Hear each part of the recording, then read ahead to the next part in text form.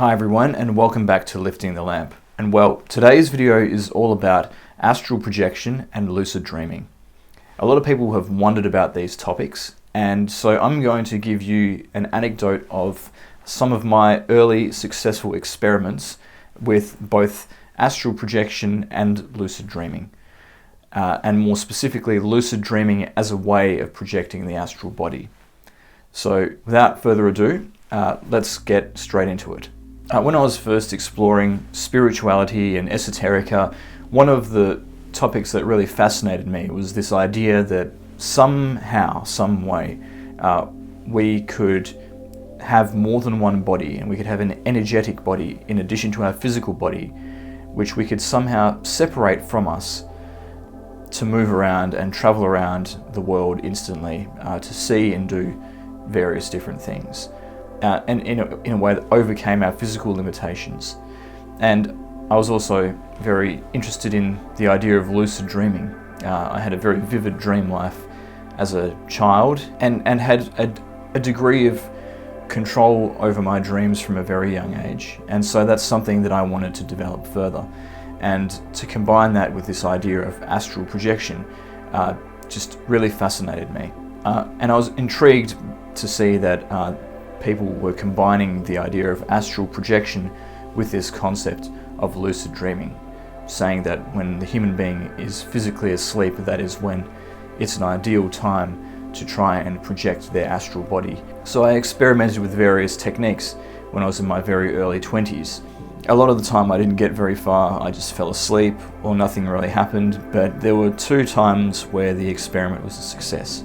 The first time was when I was trying to use a self-hypnosis CD to project my astral body, and it didn't seem like it was really doing much.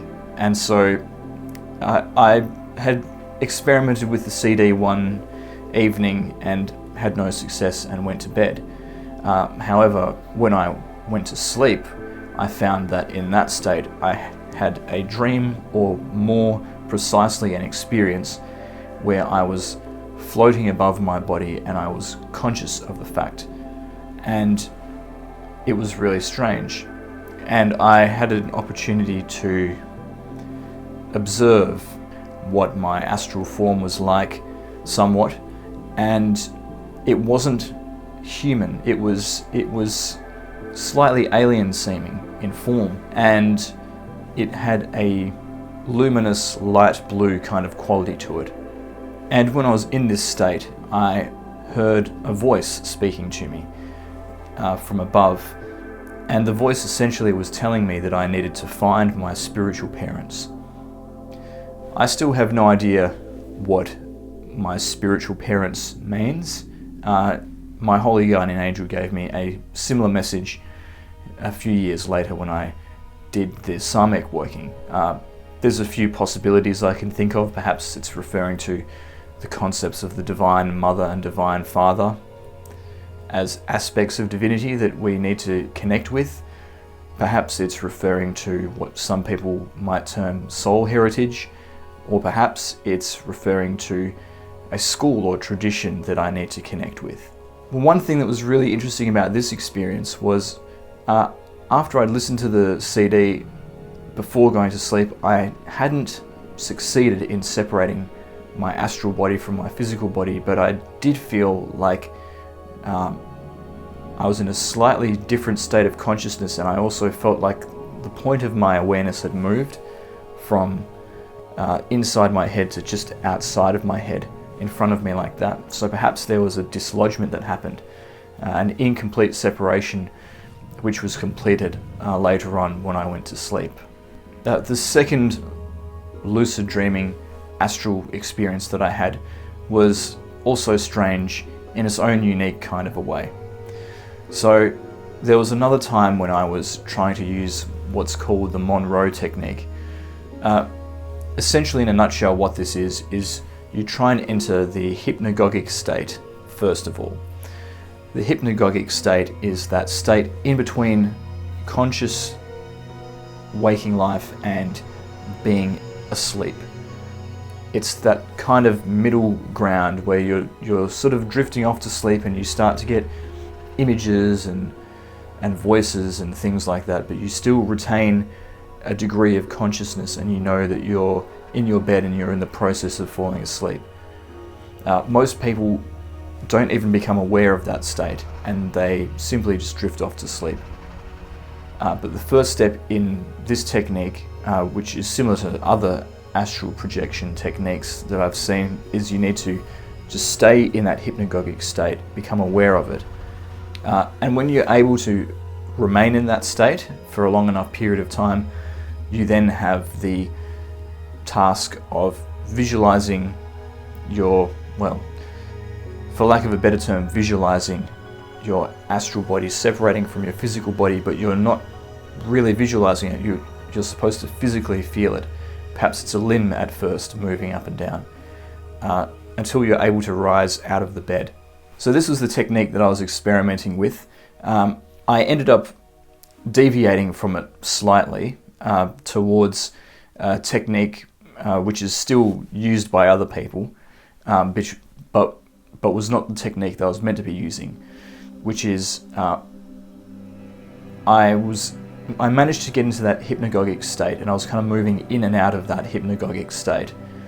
But all the time I had the intention that I wanted to have a lucid dream. I wanted to have an astral projection experience, which is a technique that other people use for lucid dreaming.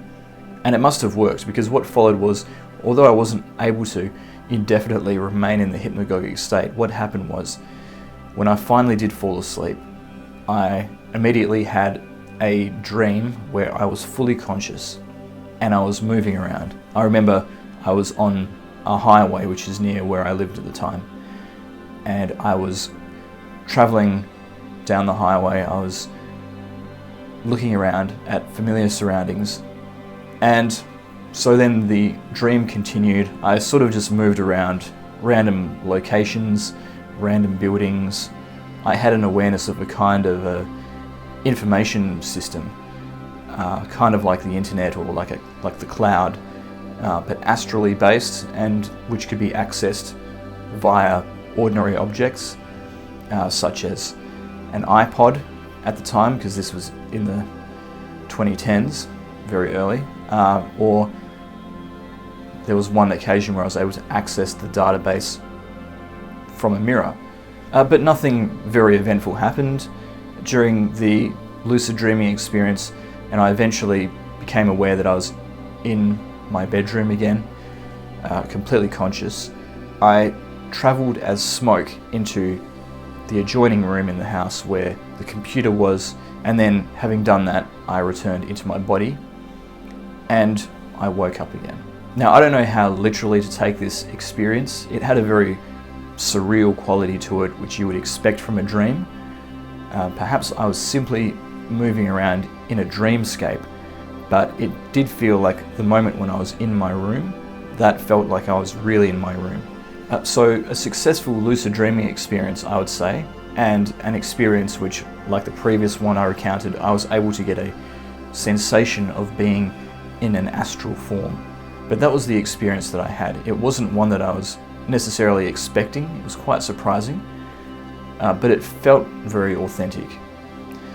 And so I'm sharing these experiences with you because I know there's a lot of interest in astral projection and there's a lot of interest in lucid dreaming, and perhaps me sharing my experience and what worked for me and what it was like will pique your interest more and maybe help you to understand what it might actually be like to have such an experience. But it's not easy.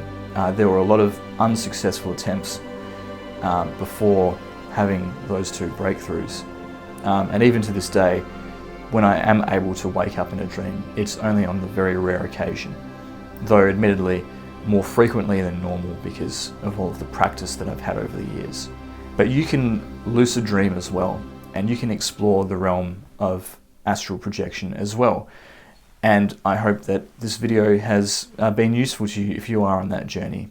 So thanks again for listening. If you've enjoyed this video, please like it and subscribe to my channel to support my work, and I'll see you next time.